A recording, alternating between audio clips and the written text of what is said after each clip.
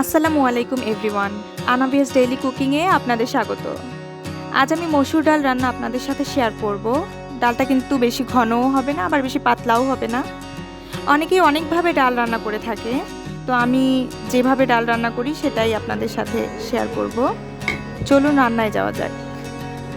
আমি যে পাতিলে ডাল রান্না করি আমি সেই পাতিলটাই নিয়ে নিলাম। তো এখানে ডাল ধুয়ে রেখেছিলাম, সেই ডালটা পাতিলে দিয়ে দিলাম।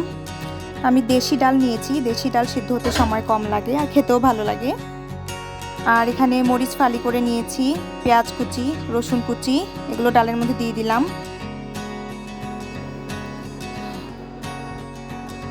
তো এখন পরিমাণ মতো হলুদের গুঁড়া দিয়ে দিচ্ছি, পরিমাণ মতো জিরার গুঁড়া,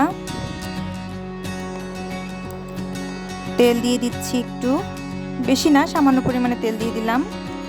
তো দিয়ে এখন ডালের সাথে মশলাগুলোকে ভালোভাবে মাখিয়ে নিচ্ছি। মাখিয়ে নেওয়া হয়ে গেলে এখানে পানি দিয়ে দিচ্ছি। আমি পাতিলের গলা পর্যন্ত পানি দিয়ে দিয়েছি, বা আপনারা কতটুকু ডালটাকে রাখতে চান সেই পরিমাণ করে আপনারা পানি দিবেন, কারণ জালের কারণে কিন্তু ডালের পানিটা অনেকটাই কমে আসে, তো সেইভাবে পানিটা দিতে হবে। তেজপাতা দিয়ে দিলাম। তো ডালটা কিন্তু বলক উঠে এসেছে।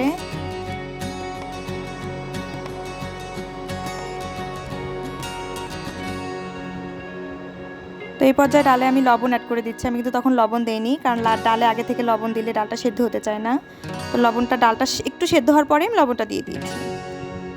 তো আমি এখানে ডালটাকে ভালোভাবে জাল করে নিব। আপনারা যতই জাল করবেন ডালে কিন্তু ততই স্বাদ বাড়বে। তো আমি ডালটাকে ভালোভাবে জাল করে নিয়েছি। ডালটা ভালোভাবে সেদ্ধ হয়েছে কিনা একটু দেখে নিচ্ছি। তো আপনারা দেখতেই পাচ্ছেন ডালটা কিন্তু খুব ভালোভাবে সেদ্ধ হয়ে গেছে।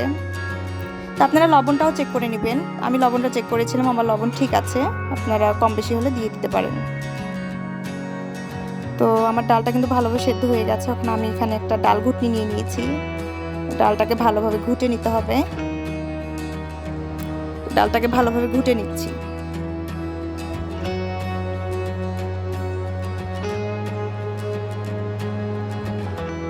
তো ডালটাকে ঘুটে নেওয়ার পর আরেকটু জাল করে নিচ্ছি।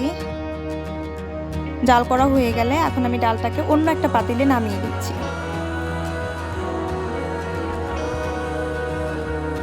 তো যেই পাতিলে আমি ডালটাকে জাল করেছিলাম সেই পাতিলটা আমি আবার চুলায় বসিয়ে দিলাম।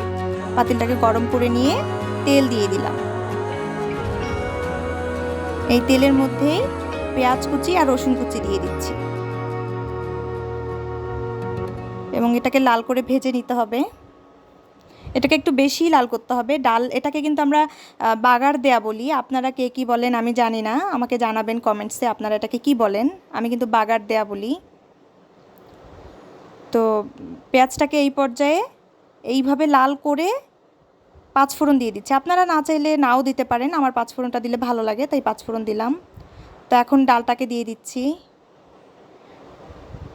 ডালটাকে দিয়ে সাথে সাথে একটা ঢাকনা দিয়ে ঢেকে দিতে হবে, তাহলে ডালের যে একটা সুন্দর অ্যারোমা সেটা বের হয়ে যাবে না, ডালের মধ্যেই থেকে যাবে।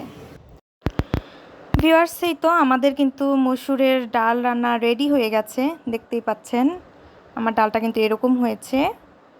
তো আজকের এই ডাল রান্নার রেসিপি যদি আপনাদের কাছে ভালো লেগে থাকে তাহলে আমার চ্যানেলে লাইক এবং সাবস্ক্রাইব করে আমার সাথেই থাকবেন। আর কার কাছে কেমন লাগলো আমাকে অবশ্যই কমেন্টসে জানাবেন। ধন্যবাদ।